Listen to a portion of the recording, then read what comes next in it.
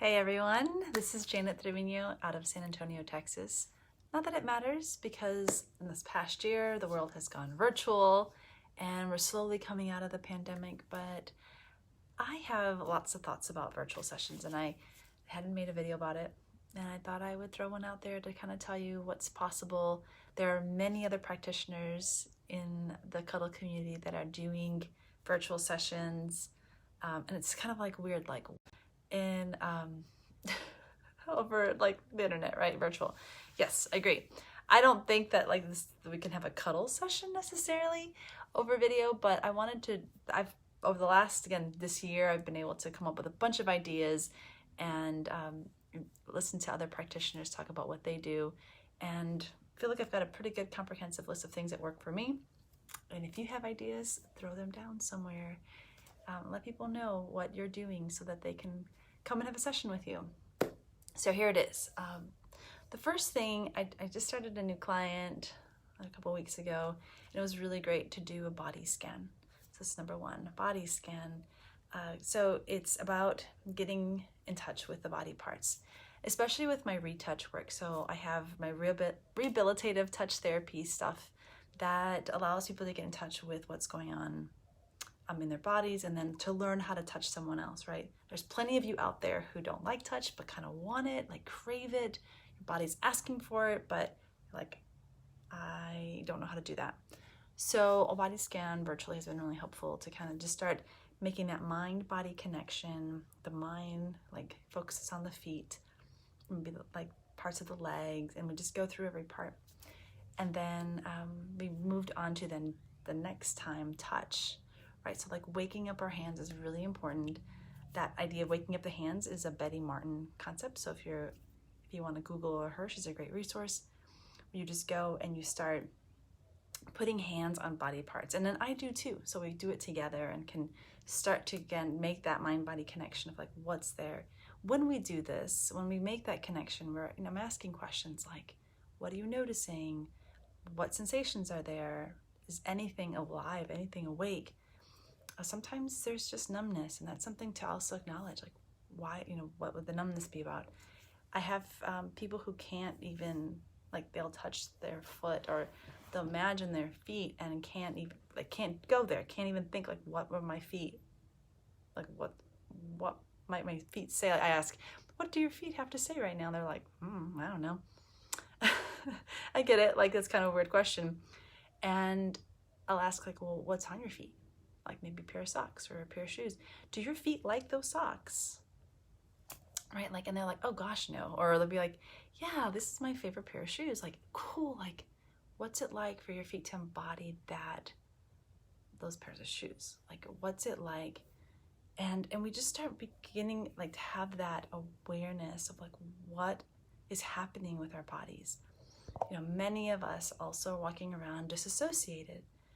And that's like, they don't even feel their body. Like all that exists is like here, and this down here isn't, like there's no relationship. So waking that up, creating an awareness around that we have a body, especially if like you wanted to come into a cuddle session. I've had people just jump right in, and sometimes when you jump right in, you're not quite like aware of your body. You may cuddle with someone and not feel anything. Like, you may walk out, go, that was a waste of an hour and $100, like, because you weren't there. And especially like I have clients that do a lot of talking and they just stay here and they're missing out on like what's happening with their bodies. So, but you know what? If you come for a cuddle session, you get a cuddle session. And it's not until people come and they address like specific issues. Like I'm having issues with, I'm not connected with my body. Then we do more of my rehab, my rehabilitative touch therapy stuff, and really get to like the juicy part of like what's going on with that connection. All right, so that body scan is a lot of fun. And like, I think about my client yesterday, I proposed like, let's start naming our bodies, because I called my lower belly, like my poochie poochie. It was kind of cute. I thought it was cute. Like, what's yours called? And yeah, she's like, nope, I'm not going there. But it would be fun to like start like giving body parts names, because we can again make that more richer connection, and like they matter. Like our knees matter, yo. Like if you didn't have knees, you'd be disappointed. That's all I'm saying. I would be disappointed. It's not until you can't use them or they're not like working the same way they used to when we were like, you know, a teenager or whatever, that we start going, I wish I would have taken care of those things more and listened to them. All right, going on to my list here. So then the next thing would be like, so there's this touch that we do of ourselves, like, and we demonstrate, and then we do like, so touch together. So we might, like mirroring touch. So like I might touch my face and then they touch their face. This is a common practice with other virtual people. So like, you just imagine, there's a lot to be said also with eyes closed and eyes open. So sometimes if I, once you get into that sensation, closing your eyes might help you have a deeper connect with what's happening. And then, so there's all that. With this mirroring, there's so much richness, so it's possible with mirroring. There's breathing mirroring. So maybe we breathe together. There's that possibility. There's breathing opposite. There's doing like grounding and visualizations, like all of this. There's a capacity, and I'll explain the power of mirroring is that what I experience, somehow beautifully you get to experience it too. So there's this biological, neurological experience that we can have, that like even those people, some of you all who watch me in these videos say that like I transmit something to you, like I pass something to you. That is, you're taking on my stuff, right? And when like we watch someone who's like really stressed or chaotic, like we can feel that. And so that's why like what you watch and what you allow in your world can affect your mood and how you experience your body. So there's a lot of juiciness with like practicing elevating our experience together, like having a positive, enriching connection with mirroring. It could be with breathing, could be grounding, visualizations, it could be with touch, like I can touch myself and you touch, and you do the same thing that I'm doing. Going really slow is also positive. So there's that. And then of course, eye contact, right? So practicing one at a time, because like right now I'm looking at my camera and I can't really if I was in a Zoom or video with someone, I wouldn't be able to see their eyes. So it's just one at a time. And then there's a piece of consent, like learning how to communicate, like when it's okay. So you like close your eyes and you open when you're ready and you close, and all of these things can be timed.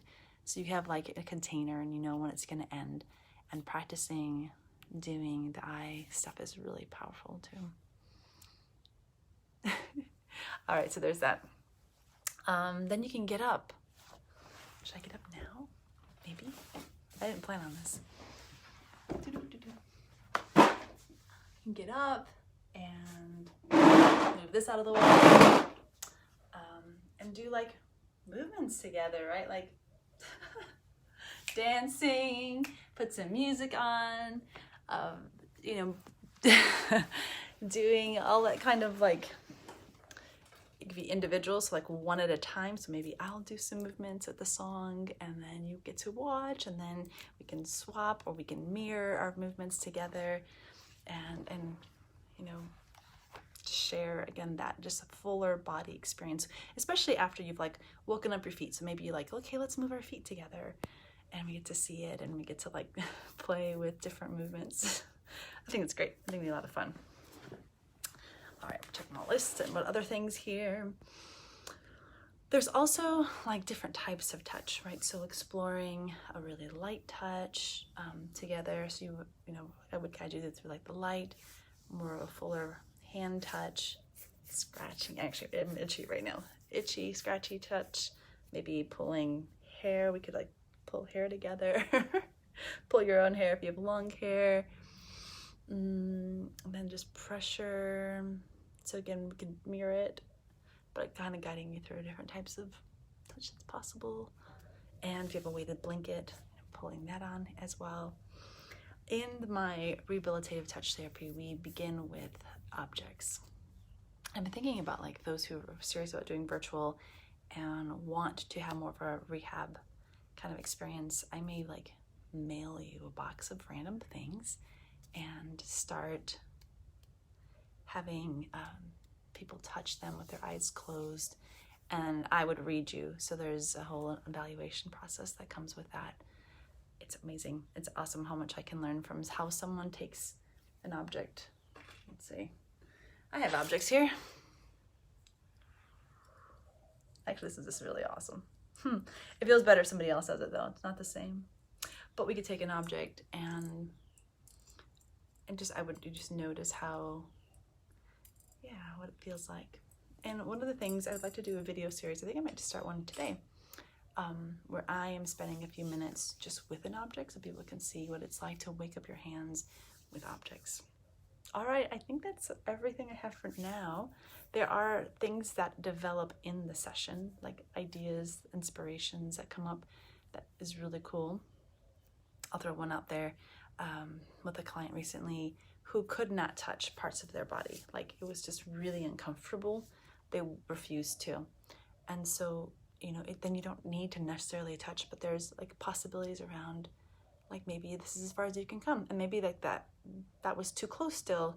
So maybe you come out to like a further distance, maybe, you know, all the way out here, but then they get to kind of decide like where their boundaries are. Like, oh, this is where my body says no more. Like that's where the boundary work starts with virtual, is having, like establishing where your body says that's it. It's as far as I want you to get. And amazing how what we can do here. So it's been a year, y'all. It's been a long year of doing virtual and talking with people, and it's been awesome to develop some of these. I'm really happy to share them with you all. And if you'd like a virtual session, of course, contact me. I'm available.